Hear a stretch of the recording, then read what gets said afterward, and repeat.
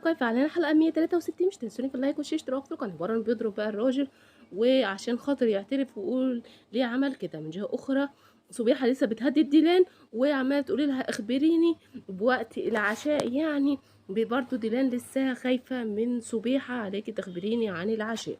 في الوقت ده صبيحة طبعًا معصبة جدًا، باين ديلان مش عبّرتها أو ادّتها أي أهمية، فبتاخد سيارتها وبتروح. طبعًا بران وديلان كانوا واقفين بيبصوا يلاقوا طبعًا دي سيارة صبيحة وقفت قدام البيت. من جهة أخرى باران كان نايم وديلان بتقول أنا باتحقق بس من درجة حرارته هل هناك أي منع؟ وطبعًا بتبوس باران من هنا.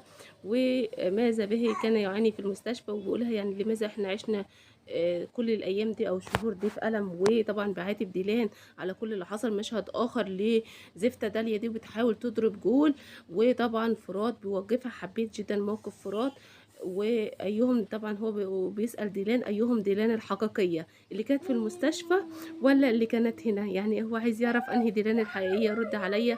والجرح ده وعمّال يحاول يحقق مع ديلان. وطبعًا زي ما أنتم شايفين باران مش هيسيب ديلان لمّا تعترف بكل شيء.